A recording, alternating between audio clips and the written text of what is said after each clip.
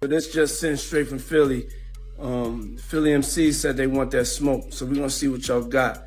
Meek Mill, you know, you ain't got nothing but air and opportunity to show them how it's done. I'm at a point in my life, like, we all grew up in the streets, and we try to be better, but they labeled us felons, sent us back to jail. I had to fight against that the whole time. Where would you be right now if you were just Meek Mill, who nobody knew, if you didn't have all these powerful people who raised your case up and made people pay attention? I would be in prison. Hey, what's up, King Son? Man, you doing it, man. You deserve it, Daddy. You putting in that work. Proud of you. I love you.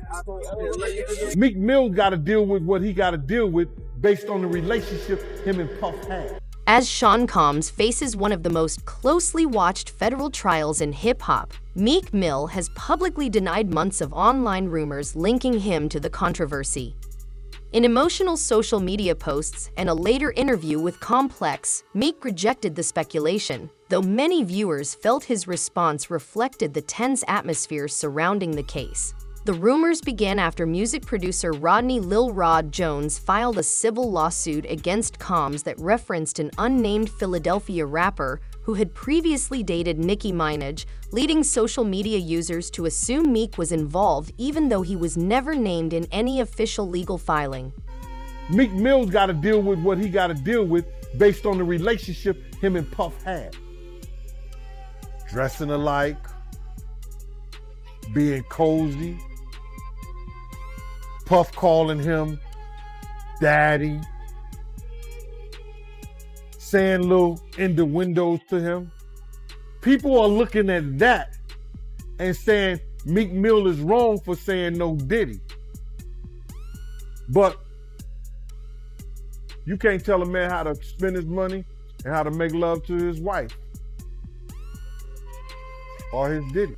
Social media quickly turned the vague description in the lawsuit against Sean Combs into a viral narrative, placing Meek Mill at the center of controversy despite his name never appearing in the official filing. As online speculation intensified, Meek publicly pushed back, arguing that many people blurred the line between verified legal facts and internet-driven theories. In a series of posts on X in May 2025 and a later interview with Complex, he stressed that the lawsuit was never truly about him and pointed out that several major allegations tied to the case, including RICO-related claims, breach of contract accusations, and emotional distress claims, had already been dismissed. Meek also acknowledged attending some events hosted by Combs, including New Year's celebrations, but strongly denied participating in the so-called white parties linked to allegations surrounding Diddy's inner circle. Describing the atmosphere at certain gatherings, he claimed the most extreme behavior he personally witnessed was widespread drug use, which he said was common in those environments while insisting he never took part in it himself. They came recently. This happened a long time ago, but they recently just made a statement that they found loads of cocaine. I wonder what they did with the cocaine, because they didn't turn it over to the police. They said they found loads of cocaine, razor blades. They said that the sheets were bloody, nasty. They found a whole lot of used condoms. And it was a Diddy party, giving in Meek Mill's honor for his birthday. I was like, yo, wow. During his interview with Complex, Meek Mill spoke in a calmer, more controlled tone while addressing the controversy linked to his name, focusing less on emotion and more on how he conducts his life. He explained that he is rarely alone and is typically surrounded by a tight circle of trusted friends from Philadelphia, emphasizing that he intentionally avoids situations that conflict with his personal values and that those who know him best have never questioned his character. Meek also suggested that a significant portion of the online backlash was artificially amplified, pointing to possible bot activity and manipulated narratives driving the discussion. Beyond his personal defense, he framed the experience as part of a broader issue in the entertainment industry, arguing that Black artists are often targeted by coordinated efforts aimed at damaging their reputations, a point he reiterated throughout the interview as something he believes reflects a larger systemic pattern rather than an isolated incident. Everybody kind of knew back in the day that Meek Mills and Puff was a little too friendly. Anytime two rappers or two people in the industry come dressed up alike on more than one occasion, listen here, man. My dudes in Philly, I got some real strong dudes in Philly. They don't play that shit. And they probably embarrassed for the fact to see that Meek Mills, one of the street guys that came out of there, got caught up in this Hollywood shit. It's crazy that money, that lifestyle, and you trying to fit into something get you. These guys never set out to do all this shit. Meek Mills, when he got into the game, he didn't set out to be questioning about his manhood with Diddy. But he put himself in that position. Meek Mill argued that today's media environment allows vague or unverified claims to spread rapidly, often solidifying into accepted narratives before facts are properly checked, which he believes leads to instant reputational damage while later corrections receive far less attention.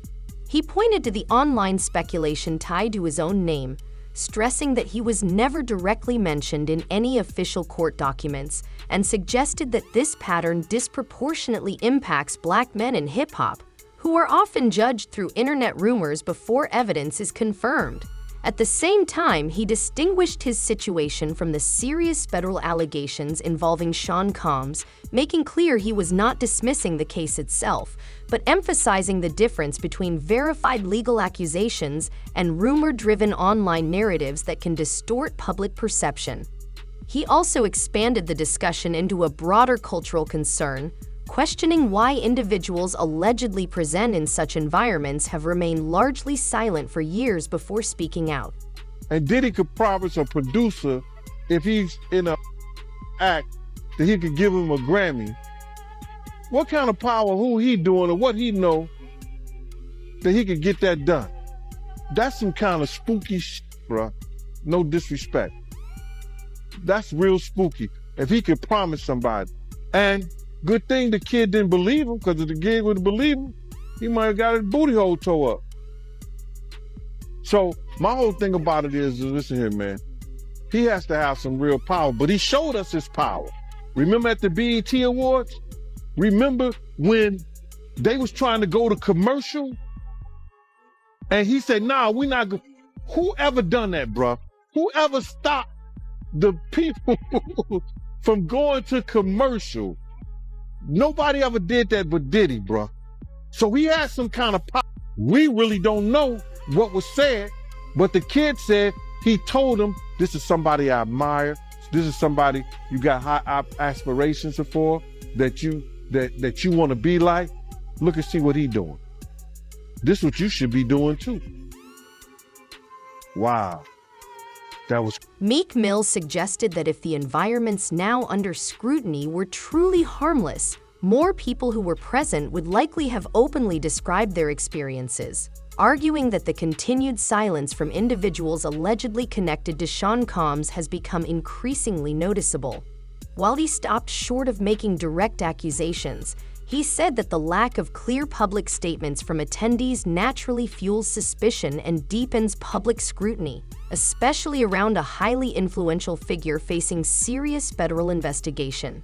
Meek shifted the focus from rumors about his own involvement to a broader discussion about collective silence, questioning what it means when an entire circle of associates remains quiet in situations where, in his view, people might otherwise be expected to speak out if everything had been legitimate and transparent, adding that silence itself can strongly shape public perception in such cases. Attorneys will take on cases and say, hey, this dude paying out this quick. He'll pay us $1 million right quick, or $300,000, whatever, if he wants stuff to go away. And, you know, I'm sure those insurance companies that he has that mainly, y'all don't know, is the one that be paying those things out. I try to educate y'all on, is usually your company insurance companies that pay them out and make the decisions when you have the business insurance or the businesses, you have the different type of insurance that make you pay out the thing. Because by the time you have all of the different lawyers and stuff involved, it's just as quick to settle a case. So that's, unfortunately, is what's happening to Puffy. Everybody's going to come out of the woodworks soon. I'm not trying to say that he don't deserve any of these lawsuits. I don't believe about Meek Mills. I'm a Meek Mill fan. I don't know what happened. I noticed when he talked about it, though, Meek Mills didn't deny it.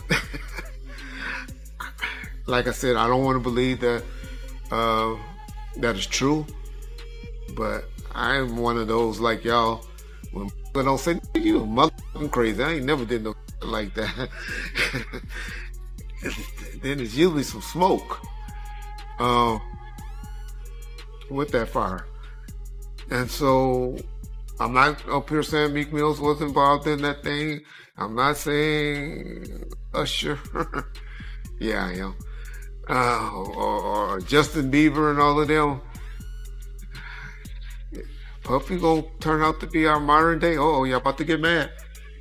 He gonna be our modern day Michael Jackson. Meek Mill says he will pay $100,000 to an investigator to find out why his name is being tied in with the Diddy allegations. Back in February, Diddy was sued by a former employee for assault. The lawsuit included redacted names, and fans believe that Meek Mill was one of those names. The lawsuit was filed by Rodney Jones, and he alleges that Diddy told him he had relations with an unnamed rapper. The footnote of the lawsuit claims that that rapper is from Philadelphia and dated Nicki Minaj. At the time, Meek Mill tweeted denying the allegations that they were talking about him. He denied being gay or doing any drugs, and he made multiple tweets about this, completely denying that he had any sort of personal relations with Diddy in that way. Now, many months later, as Diddy is still being investigated, Meek put out another tweet. He says, "I want to hire an investigative team $100,000 cash to find out every specific detail involving Meek Mill's name to Diddy's case. I also want them to look at who is powering the media involving Meek, anything to do with Buddy, something not." Even while defending himself, Meek Mill framed his willingness to speak out as a matter of consistency,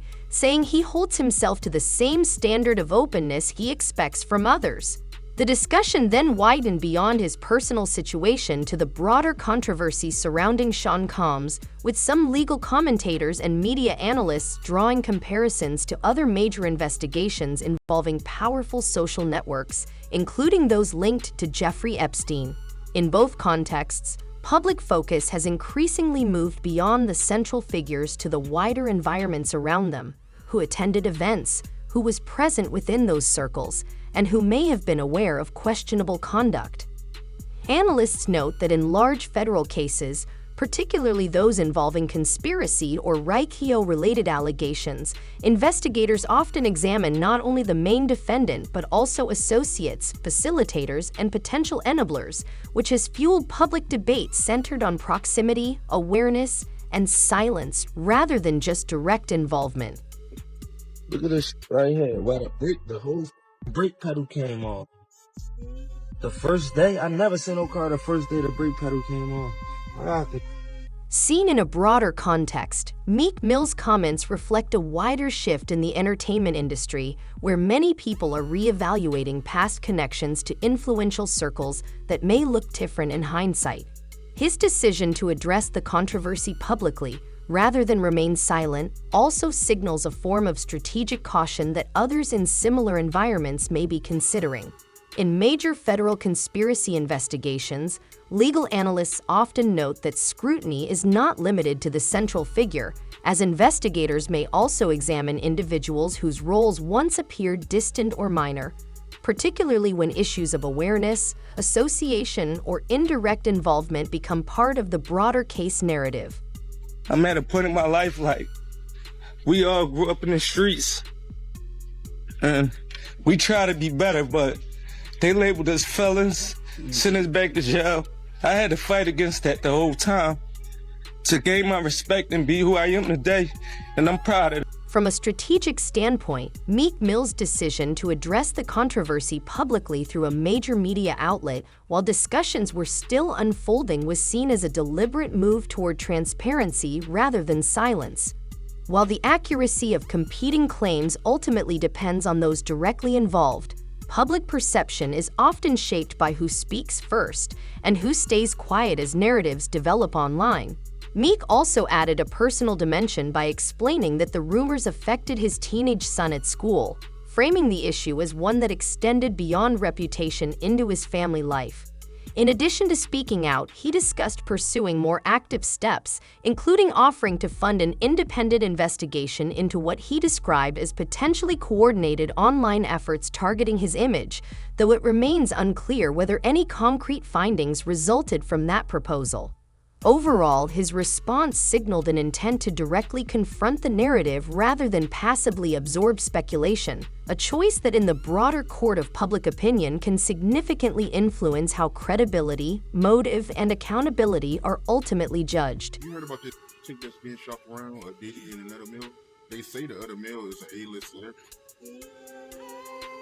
I would wonder if he's white or black. And if I'm looking at any black guys that are A-listers that's bigger than Diddy, there's only one that I could come up with. And there's a few I can come up with. Will Smith, he's bigger than Diddy. I would think Nick Cannon is bigger than Diddy. Who else on the black that are black actors or black in the business that's an A-lister that's bigger than Diddy is black? That's hard to think. But then if you got the A-listers, you know, you got to realize he ran with that black that Rat Pack, and I don't want to even say their names, but they said I got their names wrong last. What's his name? Kushner. What's the other guy? Leonardo. Yeah, his name. Man, I don't keep up with these cats, but I heard that it's not. That's not only the tape that's being shot. There's some other tapes out there, other people too with him, and him doing some things with some other people. A lot of his people that know him, a lot of the people that been in those parties and seen probably some unscrupulous shit that went down and was like, ooh, I was there. I hope they don't got me on tape. They feeling a certain way. So they're not gonna speak on nothing until they've been approached with something. You gotta realize when Homeland Security get their evidence together, they're gonna send agents out. You understand? They might send an agent out to me. Yo, what do you know? What have you heard? What have you seen? What's been going on? You know what I'm saying? You know, did this happen when you was around him? Did this happen back in the day? That's what they're gonna wanna know. You know what I'm saying? So they're gonna send investigators out. They're gonna send people out for anybody that they can get some information from to help their case. So those celebrities ain't gonna say nothing. You know, you got your man Stevie J speaking on it right now. He'll be one of the first dudes that they'll probably pull to the side and say, yo, well, you say that your man, I heard you on TMZ said that he never did this and he never did that, but ain't this you? If those pictures or those films or anything like that exists. You know what I'm saying? That's what they pay those agents to do. So, of course, I don't believe that none of the people who are his celebrity friends is going to speak or say nothing until they're either contacted or they know what they really got. So you feel like they might be worried that they might be on tape at one of Diddy parties doing something they wasn't supposed to be doing? I think that the celebrities that may be worried is because what Lil Rob said. Lil Rob said in his affidavit that Diddy had every room taped and bugged. Diddy had, yo, bro, can you imagine he had every room taped and bugged, and they found little bugs and little tape recorders, little those micro projectors or whatever like that, or video cameras. They found them in the house, bro. So by them having those things in the house, and people know there's drugs, there's alcohol, there's loose women, there's loose men, woman on woman, man on man. I'm not condoning what it sounds like on when Will Smith get in that on video and camera and audio. I'm not trying to condone what it sounds like when Meek Mill get in that. You know what I'm saying? On camera, on video. I'm not trying to get, all in between the business of, Reginald Bill Johnson getting in that. You know what I'm saying? And all that other shit, you know what I'm saying? But what I'm talking about is some real gangster shit and some real G is, you know what I'm saying? You wanted that dick in your ass. You wanted that extra $1 million or whatever the case may be. And you can't blame the person that gave it to you. And that's Puff. Puff like the, you know what I'm saying? You know what I'm saying? I'm not gonna blame that man, you know what I'm saying? Cause he like the, I was like, yo man, no thank you. That's simple, man. I got a couple $1 million just saying I don't want to tell your truth. You know what I'm saying? Tell your truth. You know what I mean? Like, I'm used to certain things, like, yo, man, tell the truth. You get, but if you want to stay in the room, man, you get, and a lot of people got fuck a lot of people, and it's not nothing wrong with how he them. It's all on video and audio. And that's what they f***ed up at. You can tell me Puff going away for a long time, bro, but do you not hear the of Meek Mill? Do you not hear all the shake it off, take that of Will Smith? There are Meek Mill's direct statements as well as broader interpretations of them, which are often discussed together. In his account, when referring to events linked to Sean Combs, he described environments he believed involved normalized substance use and where the host's influence shaped access and social dynamics. He also repeatedly emphasized that he never attended such gatherings alone, saying he usually traveled with a small, trusted group from Philadelphia, a detail some observers view as a form of caution in high-profile settings. His comments about the lack of public responses from others in those circles have also added to wider discussion, where silence is often interpreted in different ways despite not proving anything on its own.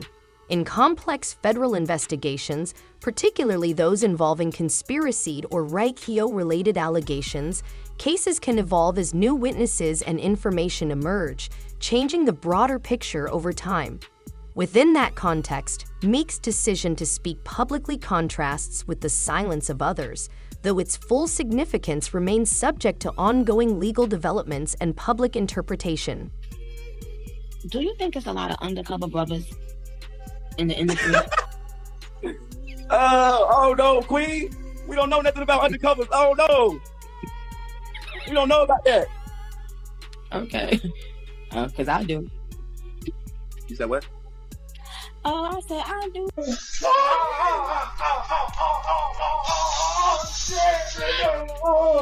All the champagne was spiked, son. Like, all the champagne was spiked. Everybody was passed out. I don't drink, so I was playing that shit off like I don't drink. I smoke. Like I smoke and I had my own weed, but like everybody was passed out. Yo, Diddy had that man in the room. Look, yes, I put my ear to the door and I brought the phone because Diddy started going in overdrive. I ain't know what the was going on, but I just heard balls slapping against ass cheeks. I heard struggling to take dick. I heard being like, yeah, daddy.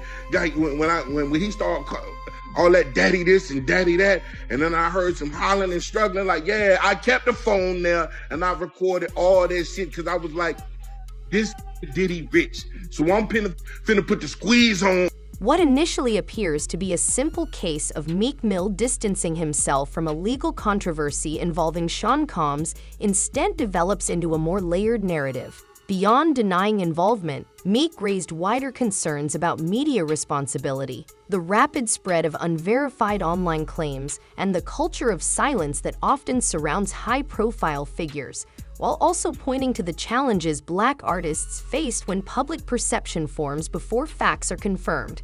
At the same time, the ongoing legal case against Combs continues to attract intense scrutiny, with attention extending beyond the central allegations to the broader network of people potentially connected through proximity or awareness. As new information and testimonies emerge, Meek's decision to speak publicly, while others have remained silent, has itself become part of the broader. I mean, he actually caught HIV, like having like a lot of women. Oh yeah, let's just go down the rabbit hole of all of his sins. I'm just saying. You want to know what's wild about that though? He faced that head up. He did. He didn't stop doing what he's done. He an advocate. Now he did that. And period. Listen to me.